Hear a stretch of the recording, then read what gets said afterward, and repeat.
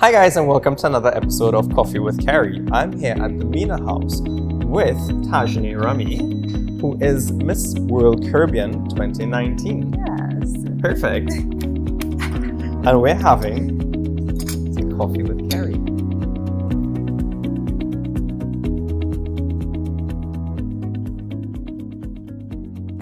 How are you? I'm good. How are you? I feel good. I'm grateful to be here. It's been such a long journey. It has been And we're 6 here. to 7 months.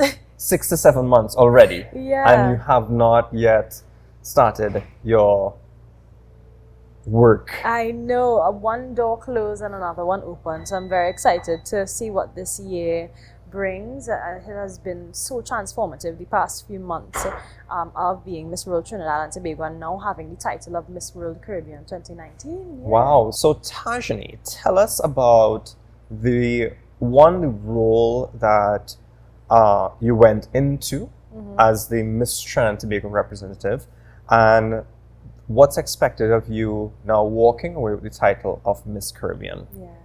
So it's essentially about being an ambassador. Miss World creates a platform for women throughout the world. This last year, would have been 111 countries representatives who would have particularly represented their own spaces, and particularly for beauty with a purpose, of course, and to be the best ambassadors that they can. And I was grateful that now I not only represent Trinidad and Tobago, but now we'll be representing the Caribbean as we go out on the tours with Miss World, Tony Singh. So exciting. She's such an amazing person. She's a sweetheart. We created such a bond in the 3 weeks that we spent together, and I know she's going to do a fantastic job, and it's really my pleasure to work along her for the next year. Nice. So tell us about the Miss Caribbean title. I know that they would know, and I think this is the first time that I've seen that they've given titles to each region. Right. And you walked away with the Miss Caribbean title. So what is expected of you? Right. So they recently implemented the Continental Queen for the past 2 years. Right. And so we are now going to be able to travel with Miss World to different countries, particularly for Beauty with a Purpose projects in regions that would have seemed to be outstanding in terms of the work that they've been doing, their humanitarian venture. And so we are going to support their efforts in any way that we can to raise funds for their project to improve the well-being of each of their projects. Nice, lovely. I actually was following your journey, step by step, and I thoroughly enjoyed it. And you seem to have made an impact with your Beauty with a Purpose, helping immigrants settle into our country. Tell us about your Beauty with a Purpose. Right. So my Beauty with a Purpose project is entitled Project Esperanza, and it's aimed to build bridges, not walls. We would have been recipients of over 40,000 Venezuelan migrants, which is one of the largest influx per capita than any other country in the region. And so this timely issue would have been, I think, the best for me to represent on the international stage, particularly because my background is social work, and I've always had a drive to help people who are less vulnerable, particularly Venezuelan migrant children. And so I would have partnered with organizations throughout the country, such as the Laramie Migrant Support Group, to help them acclimatize to our country and ensure that their humanitarian rights are met. Right. And that, I think that's important, not just for immigrants, but for us as a people.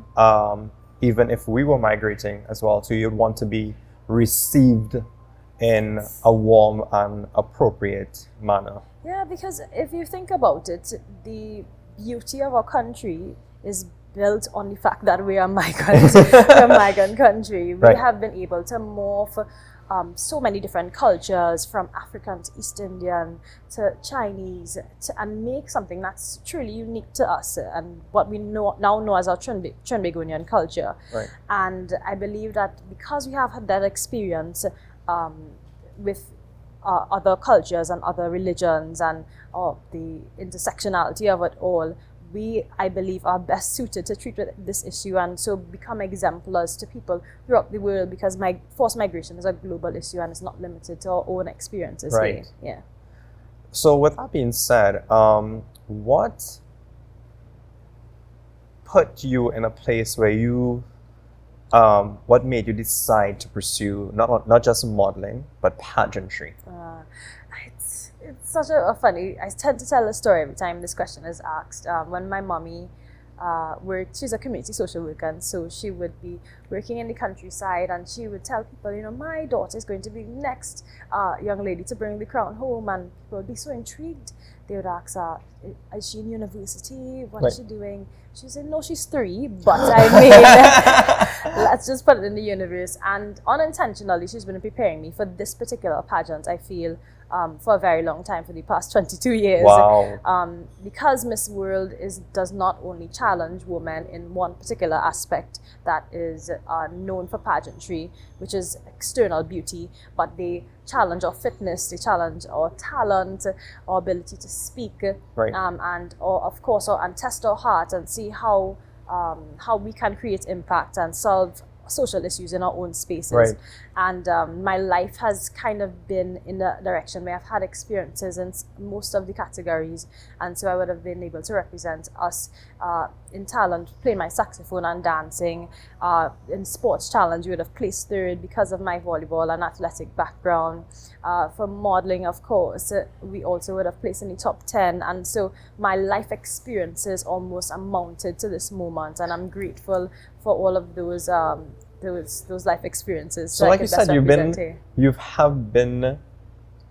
have been being molded from a very young. It's like almost like a gymnast. They start training at like 3 and 4 to become an athlete to compete at the Olympics. Right. So this is the Olympics for beauty queens. Beauty queens, almost. Yeah.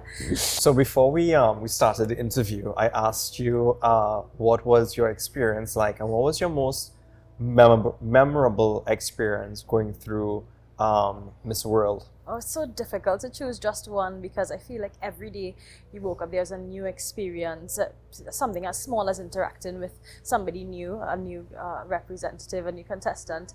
And but if I had to choose one, it would be the woman that we would have been exposed to throughout the journey, throughout the 6 weeks. You said it was like meeting a new country each day. Yeah, but particularly with the women who were established and who would have been working so hard to solve their issues in their own spaces and be essentially exemplars for us. And we met a woman by the name of Baroness Buckingham Benjamin, and she is essentially a baroness of within the Parliament, and is a female version of a lord. And what was most noteworthy is that she's Trinbagonian.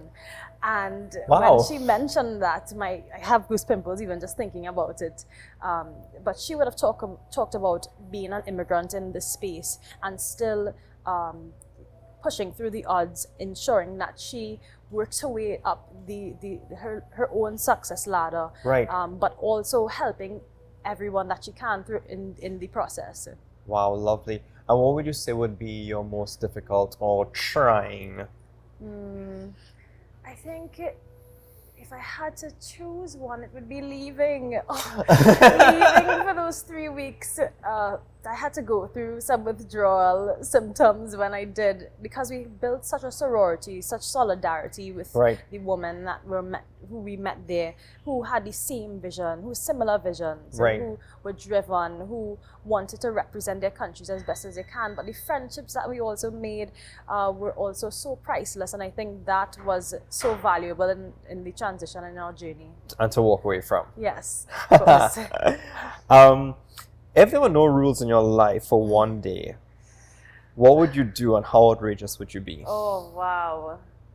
I think rules are placed for a purpose, so I really try to stay within the limits. But if I had to break any of those rules, it would be to talk about the things that we don't like talking about, those messages that we try to suppress, but it's very, very important for us to bring to the table, such as forced migration, Right. such as the way that we treat people with differences, the way that we continue to perpetuate injustice in our own spaces, and open the conversation for that to continue progressing as a country, progressing as a people, and progressing as a world. That's so very interesting that you mentioned that we try to avoid so many topics and problems that affect us daily.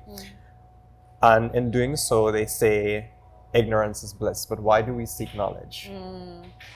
I think one of the first things we were mentioned on our tour when we went to the House of Lords in London was something called a Hansard, and essentially Hansard, which is essentially the books and the documents that are keeping up every single thing that is said in Parliament. Right. And it reminded me that we're responsible for what we say and what we know, and so seeking out knowledge means that we are more aware of the way that we impact others, how other people impact the world, and so with that information we can now make decisions that are best for everyone. And so if you continue pursuing that knowledge, continue looking at our past and really trying to solve those issues and continue growing together is the reason why we continue to seek that out.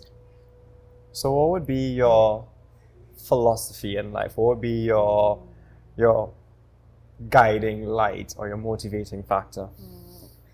I truly believe that my purpose in this life is to serve, and so my life should be a reflection of how I impact others, and that motto stays with me in almost everything that I do, from something as simple as walking out my house and helping someone cross the road, Right. But also something as impactful or on a more grander macro scale, such as representing my country. Right. And so using this title to continue helping those who cannot speak for themselves, those who require assistance, is what my mission is in life, and I intend to do that even with Miss World Caribbean title. And I hope you do, even after your definitely. title. I think it's a quality that people tend to like push to the side because it's just generally overlooked. And I feel like we now live in a society where people are constantly engaged. And when I say they're constantly engaged in everything that's going on around them except what is in front of them. So I feel like you having that purpose of like bringing it to life, bringing the fact that we forget to say good morning, we forget to say thank you, we forget to say please, or we forget to ask someone, is there anything I can help you with today? Is there something that I can do for you? And funnily enough, that something I was doing recently, and I asked someone if there's anything I can help them with, and the answer to me was, is there anything I can do for you? And it was the first time that somebody responded to me like that, and it actually felt good to know that somebody actually cared about what you needed, as opposed to answering, well, I need to have this done or that done. And I think that's the reason that we were put on this planet all at the same time together is to really depend on each other, and there's something that everyone has that is needed in this world. Right. You know, no matter how simple it may seem. Yeah. I agree. So, if you were to live to the age of 60 and you were to maintain one thing, mind or body, at the age of 30, what would it be and why? I'll definitely maintain my mind. One of the things I wanted to present on this platform was that it was less of my physical aesthetics that matter, but what I can present to the table, and that started from my heart and it started from my mind. my ability to, the posture of my heart and my ability to use that and translate that with the knowledge that I already have. Right. And so I think I would maintain my mind so I could continue using that to impact others. Yeah. I love that you said something, and what I love about Coffee with Kerry, that it's a journey not just for the people that I'm interviewing, but for also myself. And coming from a stylist, I love that you wore your hair natural today, and we're so programmed that we have to have a certain aesthetic in order to present ourselves to the world. And so many young girls today think that I need to have my hair done, I need to have my boobs done, I need to have my lips done in order to put their best face forward. Right. What advice would you give to these girls who are trying to meet with social media expectations and not their own expectations? Yeah. That I want them to recognize, it's such a cliche, but I believe cliches are cliches for a reason. But beauty really comes from what you have on the inside, and there's nothing that you can do to your physical body that would replace what you can present. And so my advice to them would be continue working on yourself, continue growing, continue focusing on what your purpose is in life. And I believe with that understanding of self and that self-love journey is going to radiate no matter how much makeup you put on or what hairstyle you have on. So, question, if you were to give yourself advice, in fact, if you were to give your old self advice and your future self advice, what advice would you give to either? Sure. My past self, I would tell her to take a breath. It's going to be okay. Trust the journey. That progress rather than perfection is what you're trying to achieve. Right. And sort of be grateful for each step that you take, each success, each lesson, and know that it's going to be a beautiful journey. So embrace and absorb everything that you can. And to my future self, I would say that I am proud of the person that you're becoming, because I know that it's not an end product, but it's always going to be a journey. So I'm proud of the person that you're becoming. Continue working hard, continue sharing a love, and continue being yourself, and you'll be just fine. I can't wait to meet you.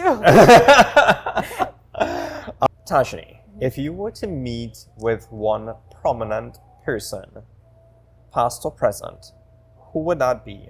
And what conversation would you have with that person? It's difficult to choose one, but I do have a keen interest with the youth that are starting to speak out today. The attention that they're gaining from the causes that they believe in, such as Malala Yousafzai, such as Greta Thunberg.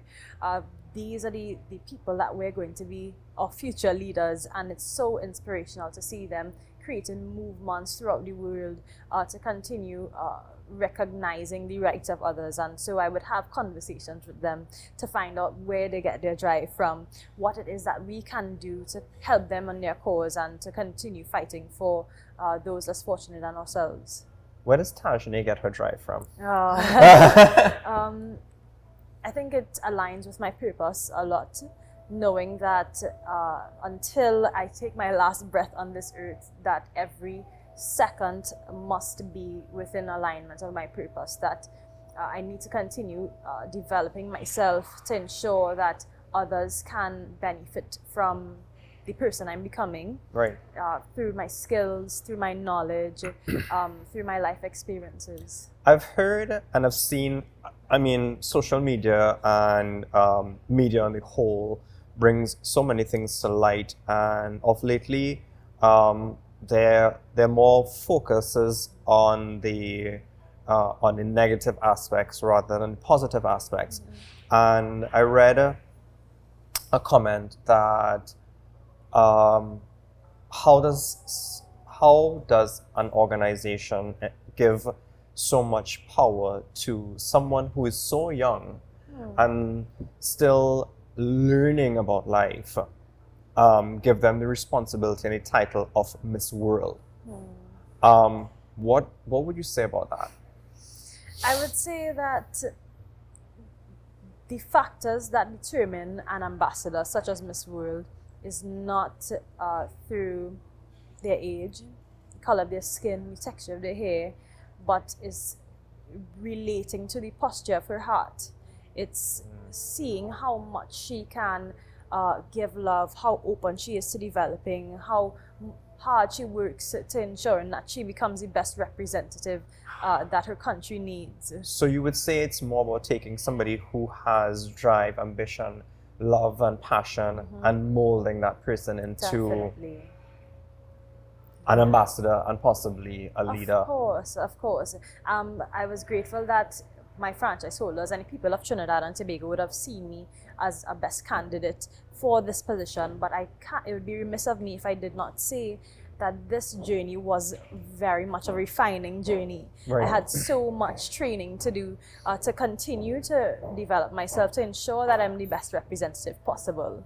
So it's definitely more of a question or matter of your ability to pursue your determination, your love for country and love for people. I love that.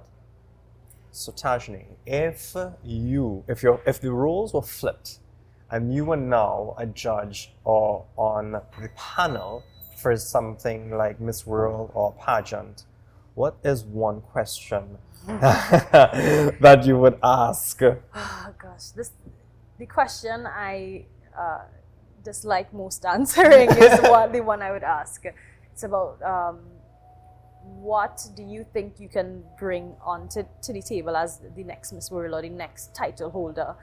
And it always has some conflict in my mind, because it almost asks me, why am I better than the other person? But I think it gives women the opportunity, or anybody the opportunity, to show their genuineness, show what they are willing to bring to the table, and how best we can use that or use this person to continue the cause of the pageant. So, what are you bringing to the table? What am I bringing to the table? I'm bringing all that I have and all that I can give. My heart, my skills, my life experiences, as I said before, to ensure that I continue representing not only myself, my parents, my community, but Trinidad and Tobago and the Caribbean as a whole.